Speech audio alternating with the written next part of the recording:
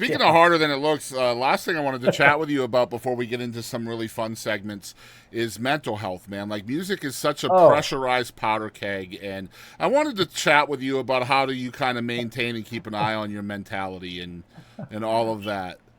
Because you're it's busy as hell, man. yeah. I keep saying, the best job to become bipolar is being an artist. Absolutely. Oh, you have the highs, the high highs, and then the downs. It's so intense. Hmm. You one day you're on the Late Show, and the next day there's crickets. Yep. It's nothing's happening. It's And it's every single you're crazy. back to zero, and like, yeah. Oh yeah, and I was saying that earlier. A lot of artists are like, "Oh, I need just that break." No, if you want to be Jason Aldean, if you want to be Luke Bryan, you need multiple breaks. It's Yep. not just one. You need multiple miracles. It's not because you have one number one hit song that you have a career in the music business. Yep. It doesn't work that way. It's if I just had this breaks. No, you need more than You one need break. consistent Even breaks. Yep. yeah, Yep. even established acts, the song they put out needs to sound like a number one. It needs to be a number one song. It Hmm. can't be an okay song. It's not going to make it. Even how no matter the money they put behind the song, first it wouldn't make any sense, and it wouldn't be real authentic. It wouldn't work. Even if it was a number one on radio, you would go and see the live show.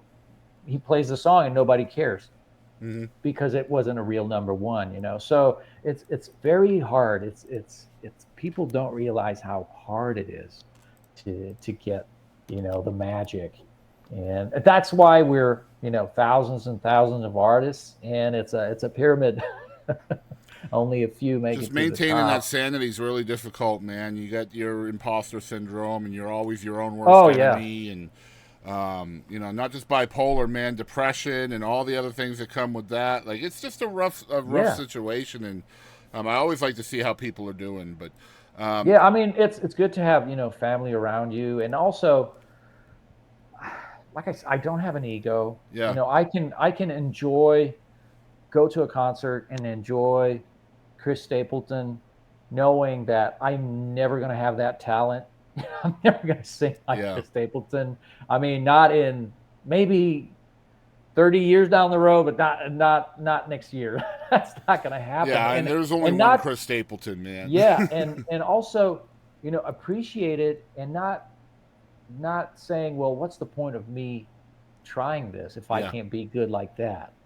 And not stopping myself from because I'm different. I have something else to offer and just focus on that. yep, The songs I released, Chris Stapleton didn't release them. So, of course, if he would sing them, it'd be a different story. yeah. But I mean, it's like, yeah, and it's if you listen to the radio, and there's room for everybody too. You can't have just one artist on the radio or on a Spotify playlist. It That's would right. be it would yeah. So you Yeah. need diversity, and yeah, I mean there's room for everybody, and just to if you want to stay mentally healthy, just don't compare yourself and It's the worst gauge. thing you can Oh do. Yep. yeah, it's like I'm just Don't oh track my your analytics. Like, don't do any yeah of those things, man. Like, just do what you do and let everything flow. And Yeah, because um, we don't decide. yeah, I mean, exactly I'm not right. in charge. Yep.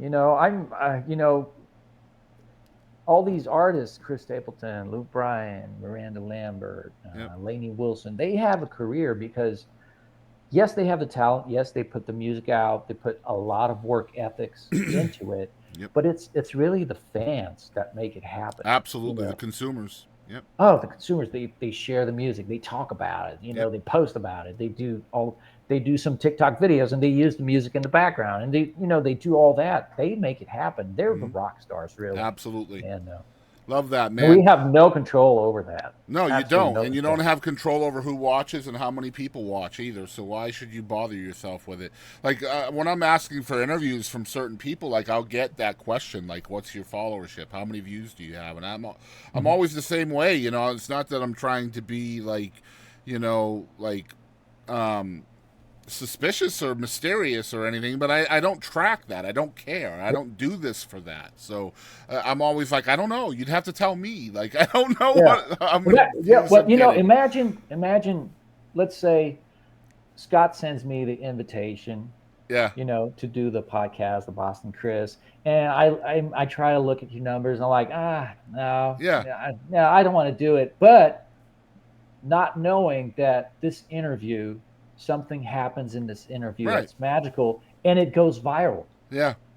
And and it becomes honestly, all the interviews are you never magical, know. man. To be Yeah, completely honest, because every person has an incredible story, and that's why I love doing this. I don't do it for 100,000 views or whatever it is, but if that happened, great. That'd be cool because that yeah. means more people are hearing the incredible stories, right? But